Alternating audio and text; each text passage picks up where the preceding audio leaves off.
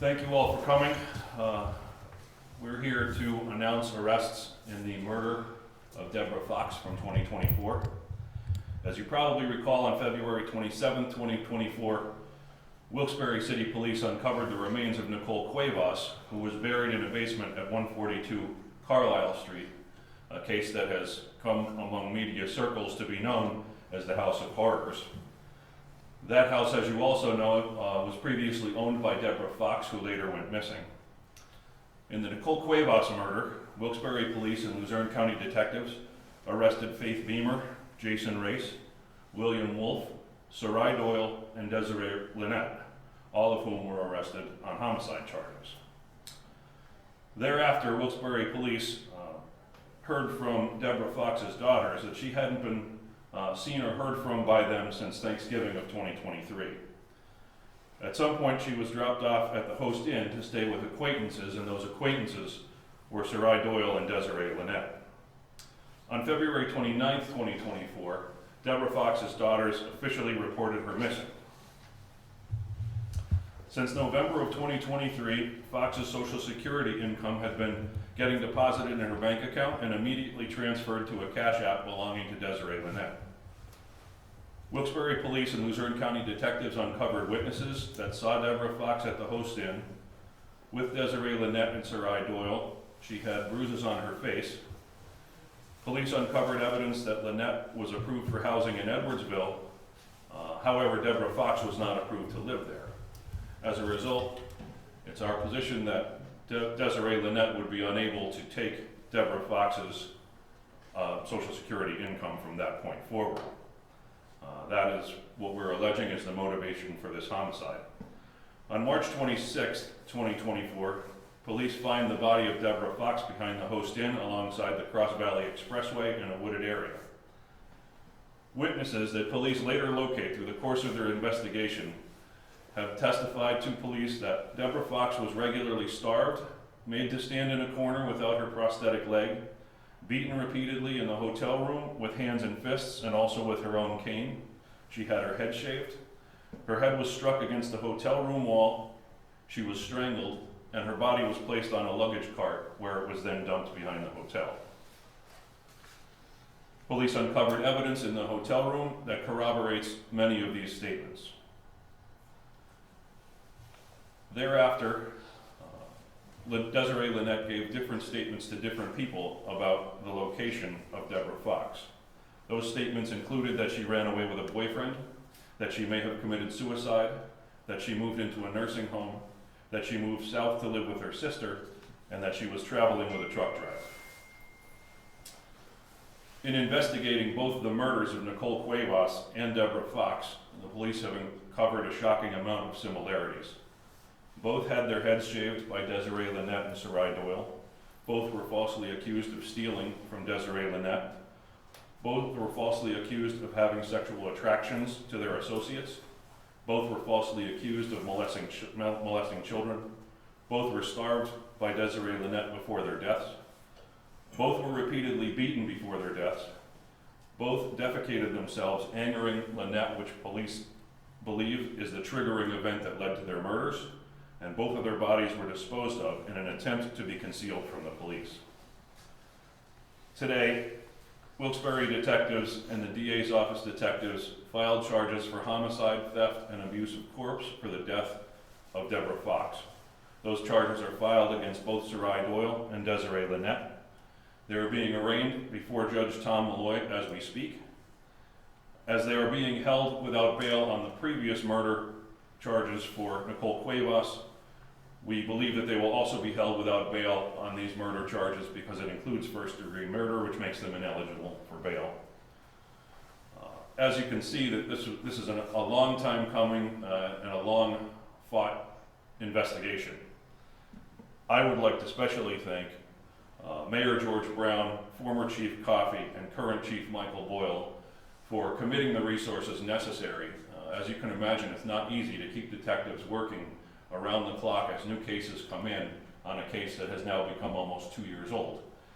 Nonetheless, they were committed to seeing that justice be served for the death of Debra Fox And I can't speak highly enough about that dedication and what it means to us prosecutors that have to bring these cases to fruition.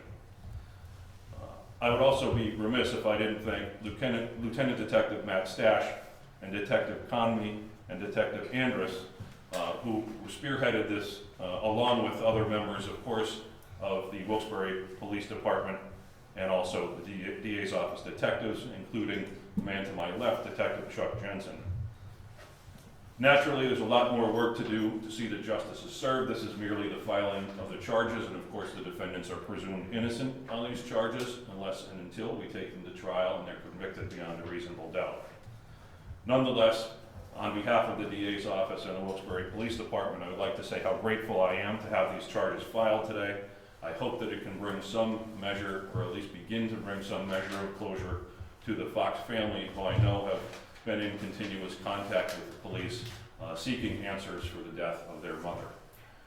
At this point, I'd like to thank you for being here. Before we continue to questions, I'd like to turn it over to Mayor George Brown, who I know has a few comments for you. Thank you, Sam. Thank you. First of all, I want to take a few minutes to recognize the great teamwork between the Wilkes-Barre City Police Department and Sam's department, okay, DA's department, and also Detective Jensen. It shows that even 2 years later, these gentlemen are still working hard to solve crimes that are still ongoing. And I just want to say that it's amazing police work that you've seen happen, which comes to this conclusion today. And I'm so proud of the police department that make up Wilkes-Barre City Police Department, the detectives, the patrol officers, and everyone else that makes up the Wilkes-Barre City Police Department. So, gentlemen, great job. I want to thank retired Police Chief Joe Coffey, our new Police Chief Mike Doyle, but also everyone else that's involved in this. Gentlemen, you did a wonderful job. I'm very proud of the fact you didn't give up. Almost 2 years later, you still worked hard. And Sam, your team, I want to thank you also for working in cooperation with the Wilkes-Barre City Police Department. It just shows that we're going to keep going after people. You commit a crime, we're going to keep after you. And we're going to make sure that all the resources that we have in the city of Wilkes-Barre, in partnership with the DA's office, we're going to continue to make sure that crimes are investigated. We're going to continue to bring the people to justice. Okay, thank you. I'd like to, I'm going to call Chief Mike Doyle for some comments. Just briefly, I'd like to state that this is an example of the tenacity of the Wilkes-Barre City Police Department and Luzerne-County detectives, district attorneys, detectives. If you take a life in the city of Wilkes-Barre, you will be brought to justice. Time is irrelevant. We work tirelessly and will continue to do so. It's a priority of the city of Wilkes-Barre, and we're going to continue to do that. Thank you. To the extent I can answer questions without doing harm to the integrity of the ongoing investigation and the prosecution of the case, I will do that if you have any questions. Sam, Linnette and her daughter, they're not natives of Luzerne County. To my understanding, they came here from Michigan. Is there a connection between Debra Fox and Victim Ann? I think that's a two-part question. Are they natives? I do not think so. Is that They relocated to Michigan from here. okay? And then came back. And came back. So they are originally from here, relocated to Michigan, and returned. Their connection to Debra Fox, I think they just met in the course of their activities here in Wilkes-Barre. Yep. Did Jason Ray's, Faith Beamer, or Wolf have any involvement within the murder of Debra Fox? We do not have any present evidence that leads us to believe that. Has there been any decision on whether this is going to be a capital case? We have not reached a final conclusion on that. I'm sure that'll be forthcoming. As you probably recall, that will be announced at the time of their arraignments, which have not occurred yet. So that's the legal deadline for us to make a final decision. It is being considered though? Yes. They're at the Luzerne County Courthouse being arraigned right now? No, they're being arraigned. They're both in prison on the murder charges for Nicole Cuevas. They're being arraigned by video.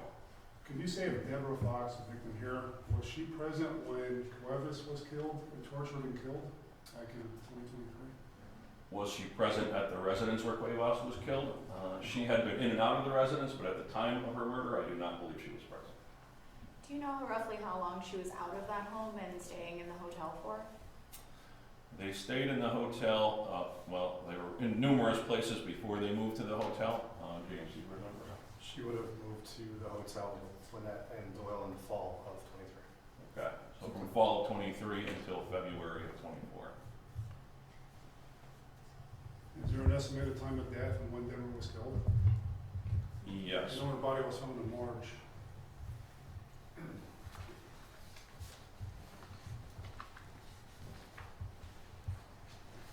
Her body was found on March 26th. We believe she was killed a few weeks before that in mid to late February. And finding Deborah's body was, I know there's a lot of witnesses and other defendants. Did one of them say Deborah's body was? Yes, we had gotten information that her body was there and had searched without finding her on a few occasions until it was actually our detectives that ended up finding the location of the body after speaking to another witness who has not been named in the affidavit, so I couldn't name her here.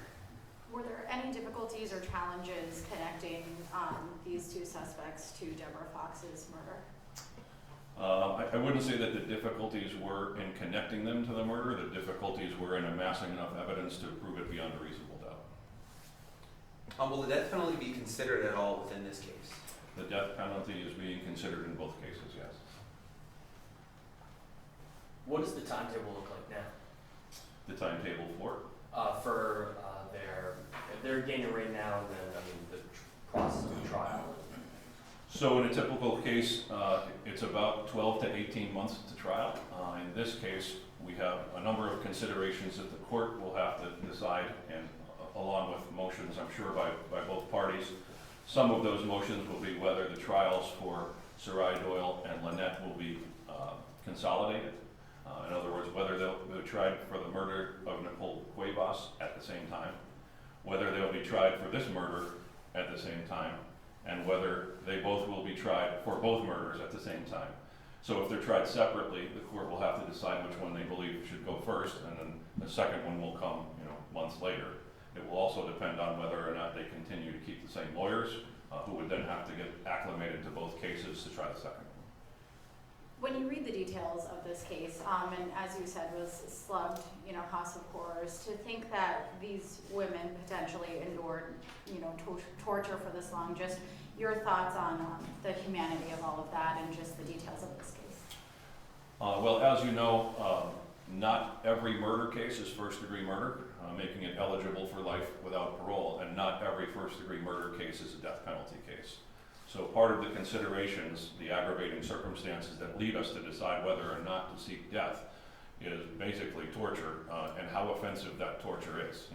Jurors are reluctant to sentence someone to death for obvious reasons, but in this case, in looking at both of them, these are details, many of which described in black and white do not do them justice. We have many people testifying, more realistically to what these people actually endured. It offended the senses of police officers that have seen some pretty horrible things over the course of, 20 or 30 years. So that is obviously something that we take into great consideration, that there are just certain cases that are so offensive that the highest penalty under the law is warranted. And so that's part of the reason we're considering that in these cases. The fact that it happened to more than one victim, it was not just the torture of Nicole Cuevas or the torture of Debra Fox. They did it to more than one person. So that is another part of the consideration, because another aggravating circumstance is multiple murders. Is the investigation complete, or are you expecting more charges? I'm hesitant to ever say that an investigation is complete. If we get more information, more charges can develop. At this time, I know we're continuing to work on these cases to uncover, any other witnesses, any other information. So, no, I wouldn't say that the investigations are complete or closed by any stretch of the imagination.